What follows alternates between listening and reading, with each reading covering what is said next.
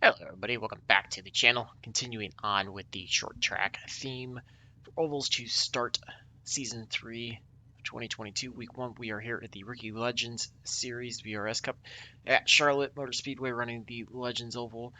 Wanted to run this one both to kind of get myself some redemption. This is a track I've always struggled in the Legends, and wanted to get you guys a tutorial again. It seems to be fairly popular, so want to keep it going, at least through the round of tracks the first time through, and then kind of see where it goes the rest of the season, what everybody thinks, but hopefully it'll be a good race too, so we're going to get out here for the warm-up lap. This track will keep you plenty busy between the braking, the shifting, everything. It'll definitely work everything. And it takes a lot to run a consistent lap and not burn off the tires. So you can see I already missed the shift, so lap 1's not going to be as good as I would like, but lap 2 typically tends to be better. So let's try to get a better run onto the front stretch.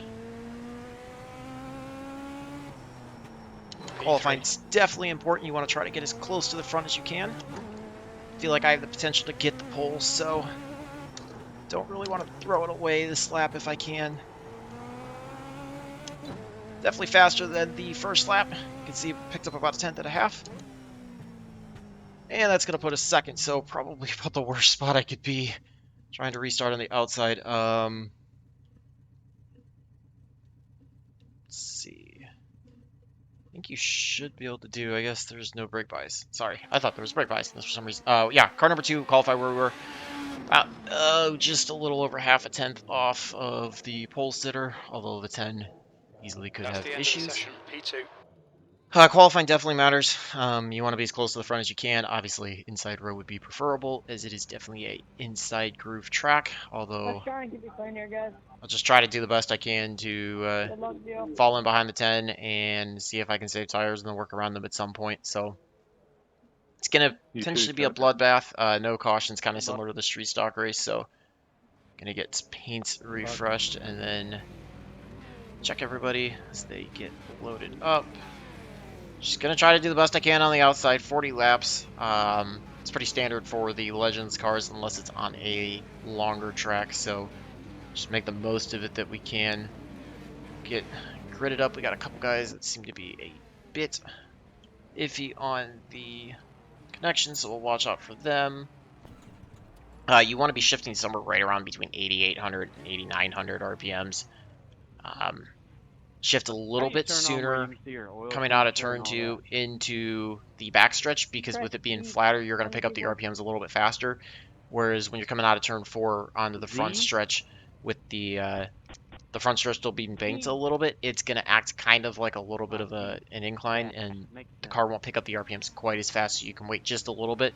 But you really don't, like, I would rather have you shift a little too short and too soon rather than end up waiting too long and hit the chip, and then next thing you know, you're chipping out and you're just losing all momentum, and everybody's going to go blowing by you or blowing the back of you. So just kind of something to play with. For me, you want to try to keep it as close to the white line into the corners as you can. I think for me, running a little bit of an earlier entry, being a little bit sooner on the brakes, a little bit heavier than trailing off, it seems to be saving the right front a little bit better than taking a later entry and trying to come in really hard and cut it in. If you need to cross over somebody, certainly, you know, in race, that it's definitely a play. But if you're running on your own or for like the qualifying, you know, trying to bring it in along the yellow lines, you can see kind of coming out the first lane from the corners is the way to go. Follow the pace car. We're gonna get off and rolling. We'll keep our fast repair checked in case we do happen to need it, which here certainly a possibility. I'll catch back up to the leader shortly, just unchecking the tires. And get back up to the leader. We got the 4 kind of all over the place warming up the tires. First gear start without a doubt. Not sure where the 10's going exactly. Yeah, I don't know what he's doing there. But get some heat into the brakes and be able to try to get a little bit of grip off. Should be aiming for right around 4 tenths, maybe 4.5 tenths fall off or so. That was going to be the hardest part of trying to time this restart. Pacer is going to pull off. Not sure when the 10's going to go. Okay, Jake, get ready.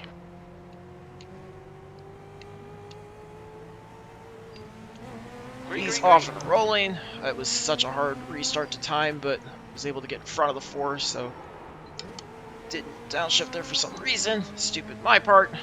Got this going. It gives the 10 a little bit of an advantage, but hopefully I should be able to catch him. If not, we'll finish second. 4 already runs into the back of me. Unfortunately, I'm not going to get a 0x, but if I keep it as a 4x, that'll at least get me through the rest of the race.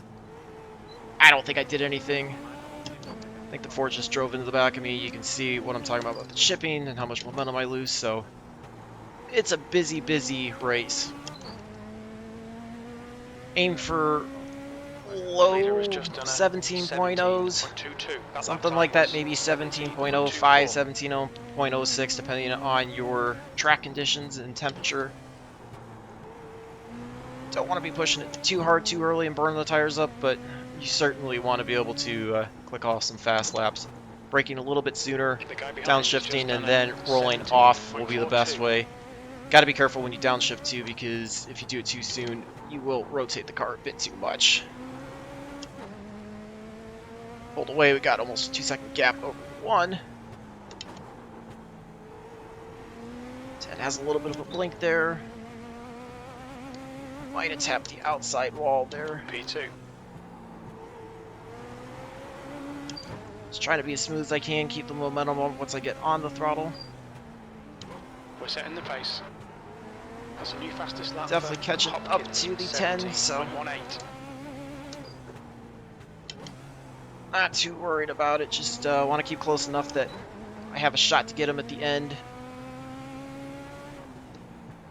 That way, if he burns his tires up, we can try to find a way around him. No lap traffic yet, which is nice. You can see that time I downshifted a little bit too early, and it kind of upset the car a little bit, and also upshifted a bit too late and hit the chip slightly. If I wouldn't have made those mistakes, we'd be all over the back bumper of the 10. 10 kind of locks it up into 3. Got some smoke up ahead. We'll see some slower traffic likely. I almost get the outside wall. Drove it off a 2 really bad. I'll 10 to pull away. Kind of upshifted a bit early there. Overdrive turn 1. Thankfully, his 10's been making quite a few mistakes, so just hanging about half a second back from him. I came in a bit hot there, but really able to gain a lot of ground. We cut that gap in half. We've been consistently pulling away from the 1, so I don't think there's going to be any pressure that way unless we really fall off the back end of the run. Which we're only going to be about a quarter of the way done, completing lap 11 this time by. So still 29 to go. Just going to work the back of the 10. Hopkins, 17. Try to find a way around him. Gotta see where he's going to make his mistakes. It's likely going to need to be setting up a way to get underneath him off of the corner. So probably, you know, braking a little bit earlier, rotating the corner a little better. Trying to get underneath.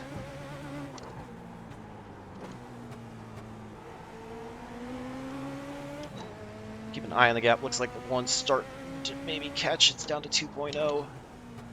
So keep an eye on that and see if the 1's start catching. So we'll need to try to find a way around the 10 if he gets closer.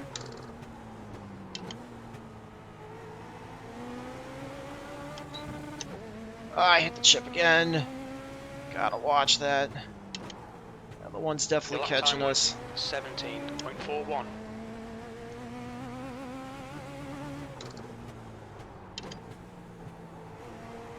Ben's doing a good job, though. He's doing far better than I expected him to be. He's starting to pull away. 1's catching me. Just not driving quite as well as I'd like to right now, but just trying to set in. Oh, I get into the 10. That was on me. Get back on the track. Just flat out drove into him.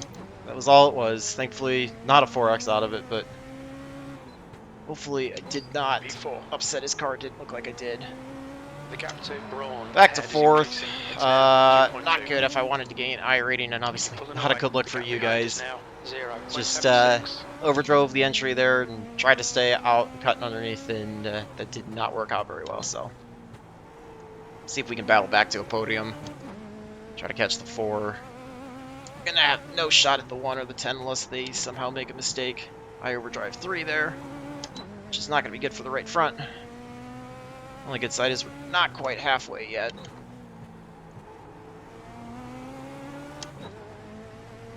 Keep an eye on the gap to the 4, see if we can catch them. I think we should be pulling away from the 5, 1.9 up to the 4 that time. The gap to Braun ahead is now 2.1 seconds. A lot of cars dropping off, so not many left in the field, which should keep it clean for the most part. Not gonna have to worry about much in the way of lap traffic. Slowly catching the 4. Okay, Jake, halfway home. Although it's going to take quite a bit to get to him because the pass is going to be the tough thing to set up.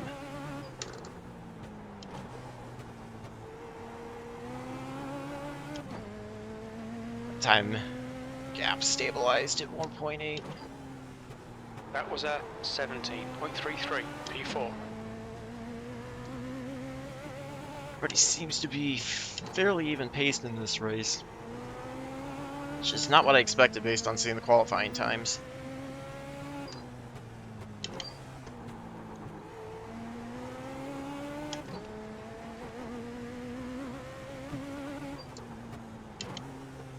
Got one car blinking.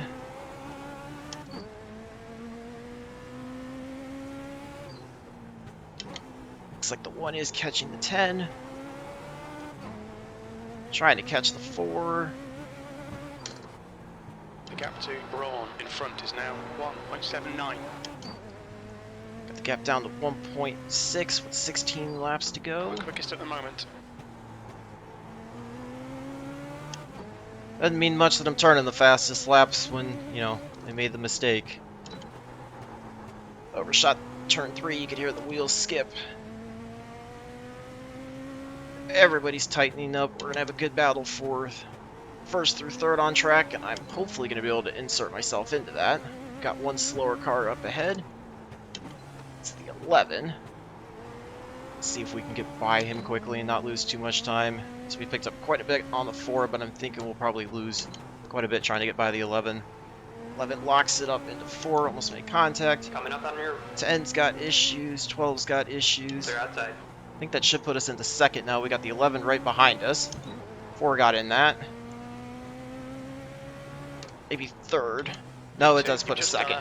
1 was able to get through that, so there was the issue I needed. That wasn't the way I wanted it, but sometimes you got to be able to dodge the wrecks more than have the fastest car. 1.2 back of the 1. Just 13 or 12 laps to go, so I need to pick up more than a tenth a lap to get to him. Which I don't know if we're going to be able to do that, but I'm certainly going to try my best. Keeping even paced with them right now. That lap was a 17. Just trying to get on the brake early enough to let the car roll around the center of the corner and then get back onto the throttle, out of it as quickly as possible, carry the momentum down the straightaways. Picked up a tenth, but I don't know if it's going to be enough. The gap to Hopkins ahead is now 1.23. That lap time was 17. Certainly closing up, but like I said, I just don't know if there's enough laps to be able to get to him and get by. Although we're running exactly where we're supposed to be. One car's running where he's supposed to be, I'm running where I'm supposed to be. That was a 17.43. Slowly catching them, but with just 8 to go, it's going to take quite a bit to get by him.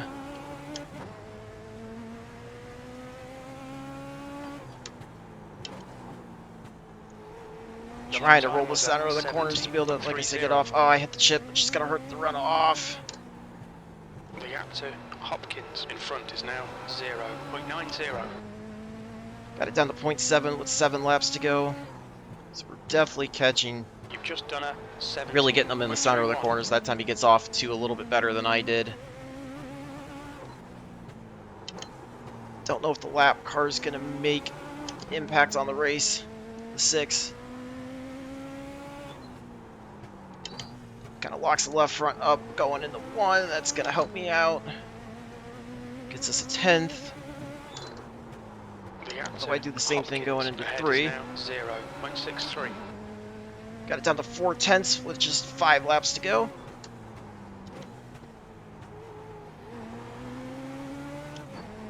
Trying to push it as hard as I can off the corners.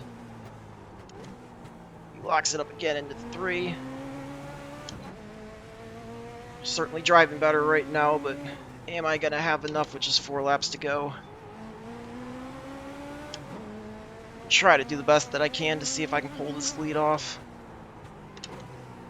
Closing up on him. I don't want to make the same mistake I made with the 10. Get into him. I want to try to do this as cleanly as I can. Try to break him, see if I can get underneath him out of the corner.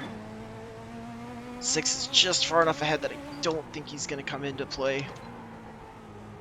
As you can see, the 1 continually pushing up. He's going to block the inside, which is what he should do, so we're going to try to cross underneath him. Clear low. Try to make a last move, dive to the inside, hold him off. Look for him to try to cross back over, but I think we're fast enough, we should be able to pull away. It was about the cleanest pass I could set up. Tried to cross over off of 2, get into the inside, and just force him up. You're in the lead. That was a 17.70.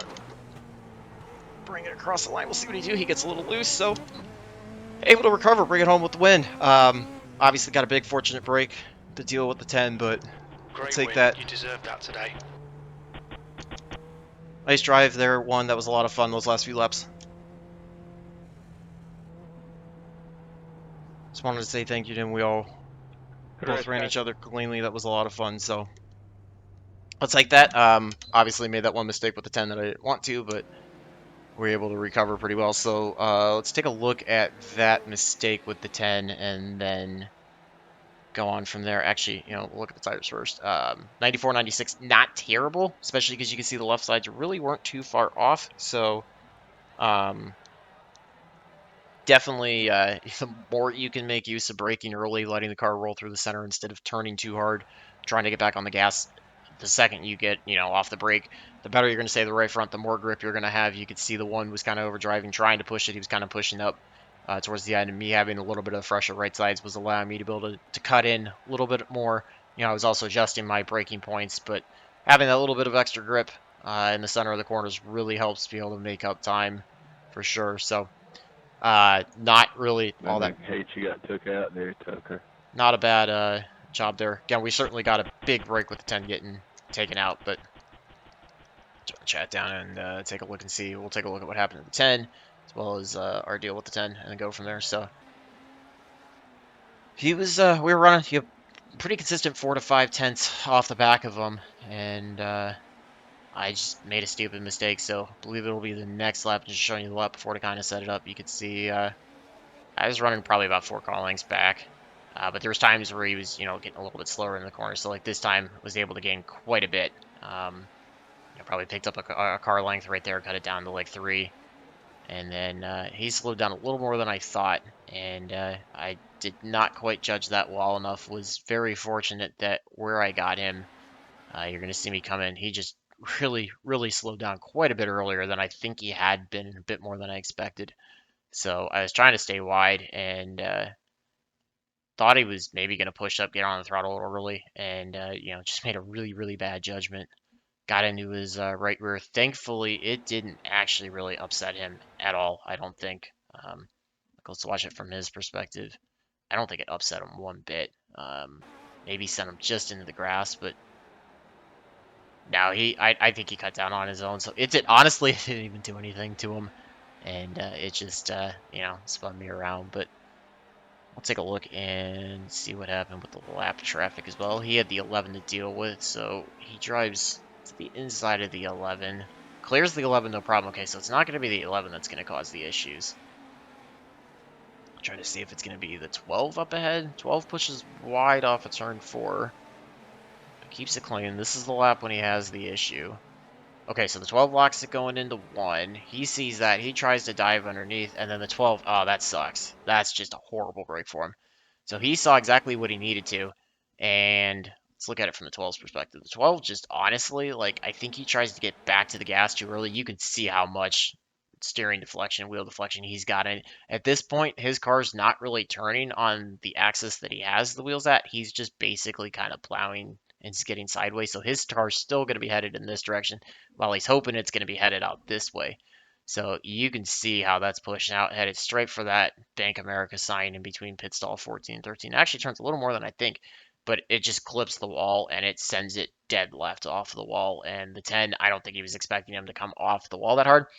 Maybe if he had thought to cut way in here, maybe he could have been in front of it and 12 passes behind him, but I don't know. I don't know how you can think the 12 is going to miss the corner that bad. So